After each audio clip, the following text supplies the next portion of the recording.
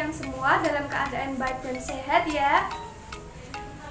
Dalam video pembelajaran kali ini, anak-anak akan belajar dengan Bu Anissa tentang pokok pikiran dan gaya. Dalam tema 7, subtema 1, pembelajaran 1. Oke anak-anak, tujuan pembelajaran kita kali ini adalah agar anak-anak bisa mengetahui bagaimana cara menemukan pokok pikiran dalam suatu paragraf dan agar anak-anak mengetahui apa itu gaya dan pengaruhnya terhadap suatu benda. Ayo anak-anak, kita mulai pelajarannya.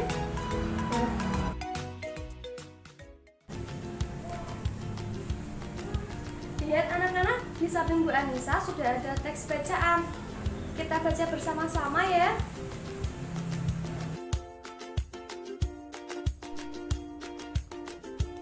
Suku bangsa di Indonesia. Sejak dahulu kala, bangsa Indonesia hidup dalam keragaman.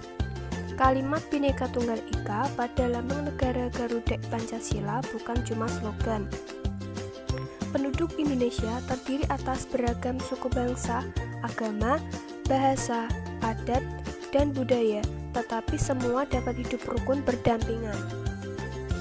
Berdasarkan hasil sensus Badan Pusat Statistik pada tahun 2010, bangsa Indonesia terdiri atas 1.331 suku.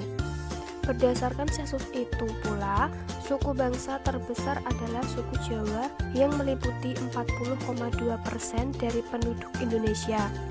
Suku Jawa ini merupakan gabungan dari suku-suku bangsa di Pulau Jawa, yaitu Jawa, Osing, Tengger, Samin, Bawean, Naga, dan suku-suku lainnya. Suku yang paling sedikit jumlahnya adalah suku Nias dengan jumlah 1.041.925 jiwa atau hanya 0,44% dari jumlah penduduk Indonesia. Namun, suku-suku Papua yang terdiri atas 466 suku, jumlahnya hanya 2.693.630 jiwa atau 1,14% dari jumlah penduduk Indonesia. Sedangkan etnis Tionghoa jumlahnya 2.832.510 jiwa atau 1,2% penduduk Indonesia. Nah anak-anak, teks bacaan yang sudah kita baca tadi menceritakan tentang keanekaragaman suku yang ada di Indonesia.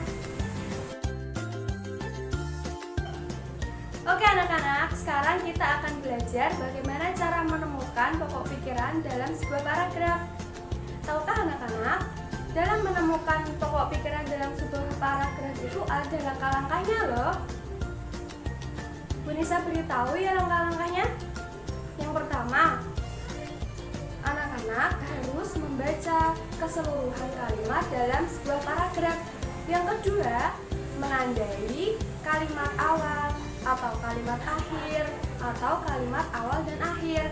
Dan yang ketiga, menemukan pokok pikiran dalam sebuah paragraf. Ayo kita temukan pokok pikiran dalam teks bacaan yang sudah kita baca tadi ya.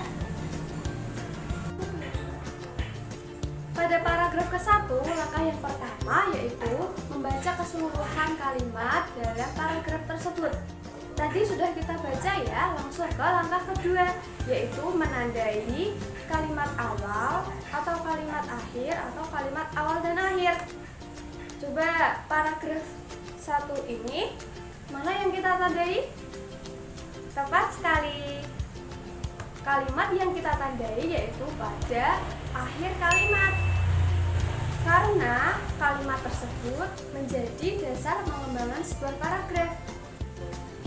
Langkah yang ketiga, kita sudah menemukan pokok pikiran dalam paragraf pertama, yaitu penduduk Indonesia terdiri atas berbagai suku bangsa, agama, bahasa, adat, dan budaya.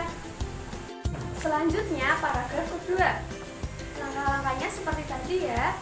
Yang pertama, membaca keseluruhan kalimat dalam paragraf tersebut. Tadi sudah kita baca. Sekarang lanjut ke langkah yang kedua, yaitu menandai kalimat awal, kalimat akhir, atau kalimat awal dan akhir. Yang kita tandai pada paragraf kedua ini yaitu kalimat, karena kalimat tersebut menjadi dasar pengembangan sebuah paragraf. Langkah yang ketiga, kita sudah menemukan pokok pikiran dalam paragraf tersebut, yaitu berdasarkan hasil sensus Badan Pusat Statistik pada tahun 2010, bangsa Indonesia terdiri atas 1.331 suku. Lanjut ya anak-anak. Ayo lihat gambar bergerak di samping Bu Anissa. Ada anak yang mendorong meja, menarik kursi, dan meremas kertas. Pada saat mendorong dan menarik meja, terlihat mejanya bergeser. Dan pada saat anak tersebut meremas kertas, terlihat bentuk kertasnya menjadi berubah. Nah anak-anak, dorongan atau tarikan yang menyebabkan benda bergerak dan berubah bentuk disebut gaya. Ingat ya, gaya adalah dorongan atau tarikan yang menyebabkan benda bergerak atau berubah bentuk.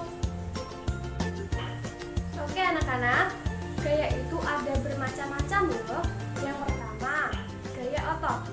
Gaya otot adalah gaya yang ditimbulkan oleh otot manusia. Contohnya, mendorong atau menarik meja.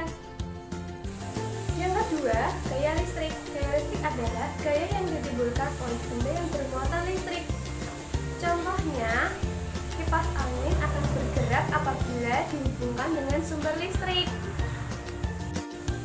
Yang ketiga adalah gaya magnet. Gaya magnet adalah gaya yang ditimbulkan karena tarikan magnet. Contohnya, magnet yang menarik paku. Yang keempat adalah gaya gravitasi. Gaya gravitasi adalah gaya tarik bumi. Contohnya, buah apel akan jatuh dengan sendirinya ke tanah. Yang kelima adalah gaya gesek. Gaya gesek adalah gaya yang ditimbulkan karena dua benda yang saling bersentuhan. Contohnya adalah ketika mengerem sepeda. Selanjutnya kita akan belajar pengaruh gaya terhadap suatu benda. Yang pertama, gaya dapat mengubah bentuk benda. Contohnya ketika kita meremas kertas. Yang kedua, gaya dapat mengubah kecepatan suatu benda. Contohnya, gerak sepeda terkadang cepat dan terkadang lambat. Yang ketiga adalah gaya dapat mengubah arah gerak benda. Contohnya, ketika bermain sepak bola, bola akan bergerak ke segala arah karena bola ditendang oleh pemain. Yang keempat, gaya dapat membuat benda diam menjadi bergerak. Contohnya, meja akan bergeser ketika didorong. Yang kelima, gaya dapat membuat benda bergerak menjadi diam. Contohnya, sepeda akan berhenti apabila direm.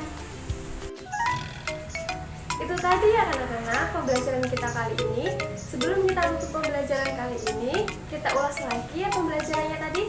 Yang pertama, kita sudah belajar bagaimana cara menemukan pokok pikiran dalam sebuah paragraf. Ada 3 langkah.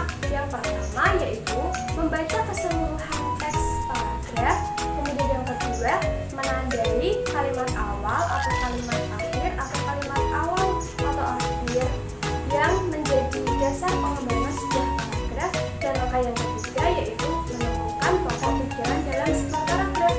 Selanjutnya, kita juga sudah belajar apa itu gaya.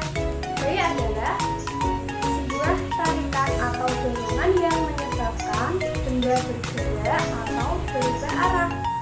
Kemudian kita juga sudah belajar macam-macam gaya, yaitu gaya otot, gaya magnet, gaya listrik, gaya gravitasi, dan gaya gesek. Dan yang terakhir kita sudah belajar pengaruh gaya terhadap sebuah benda. Pengaruhnya yang pertama yaitu gaya dapat membuat benda bergerak menjadi diam, gaya dapat membuat